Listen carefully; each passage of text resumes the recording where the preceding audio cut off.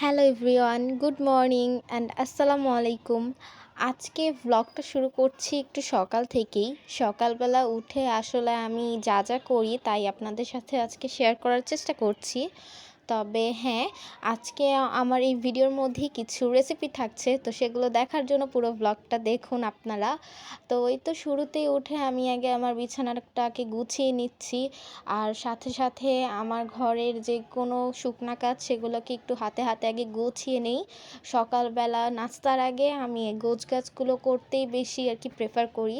তো এই তো দেখুন, সবাই উঠে গিয়েছে ঘুম থেকে। আজকে একটু বাহিরের থেকেই আসলে তন্দুর রুটি নিয়ে এসেছি, কোনো রুটি বানাইনি। আসলে এই যে গতকালকে আমরা নেহারি রান্না করেছিলাম সেটা আপনাদের সাথে শেয়ার করেছি, তাই আজকে আমরা এই নেহারিটা দিয়ে নাস্তাটা সেরে নিব। তো এই যে আমরা সবাই মিলে একসাথে নাস্তা করতে বসি সব সময়, তো চেষ্টা করি একসাথেই করার। তো যাই হোক, আমরা নাস্তাটা সেরে নিলাম আর এখন এই যে একটু চা খাবো। আসলে প্রতিদিন সকালবেলা নাস্তাতে আর কিছু থাকুক বা না থাকুক, চাটা কিন্তু অবশ্যই থাকে। তো এই যে চায়ের সাথেও কিন্তু একটু তন্দুর রুটি নিয়ে খেয়ে নিচ্ছি, এটা কিন্তু আমার ভীষণ ফেভারিট। তো যাই হোক, এখন তো নাস্তার পালা শেষ। এখন এই যে আমাদের যে নেহারি রান্না করা হয়েছে সেটাই নিয়ে যাচ্ছি আমাদের উপরতলার ফ্ল্যাটে। তো সেখানে আমার একটা আপা থাকে, তাদেরকেও দিব।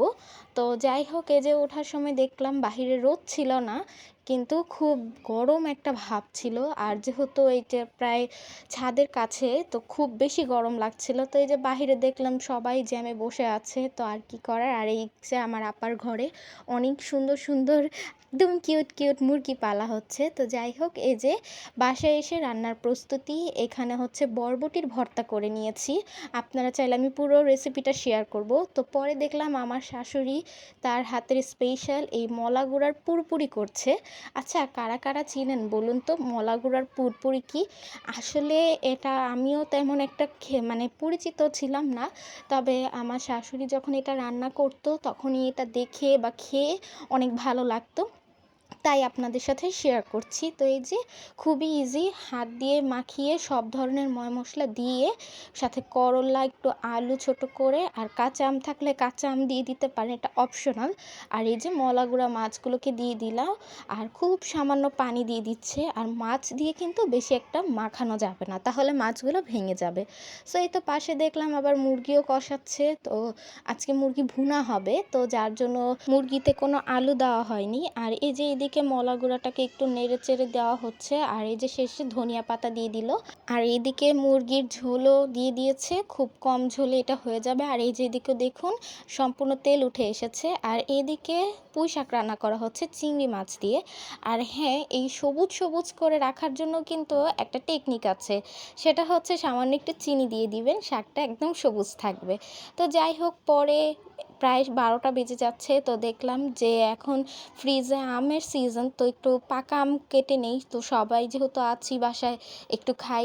এই আমের সিজনে পাকা আমটা কিন্তু আমাদের বাসায় অনেক বেশি চলে, মানে সবারই অনেক পছন্দ, বাচ্চা থেকে বড়দের শুরু করে সবাই অনেক বেশি পছন্দ করে। সো এইটাই ভাবলাম একটু ঠান্ডা ঠান্ডা আম খেয়ে নেই, গরম যেহেতু অনেক পড়েছে। সো এই তো আজকে আবার ছিল আমাদের মসজিদের এখানে হুজুর, যে ওনাকে খাবার দেওয়ার দিন। তো যার জন্য ওনার খাবারটাও রেডি করে নিয়েছি আগে। আমরা মাসে 2বার খাবার দেওয়ার চেষ্টা করি।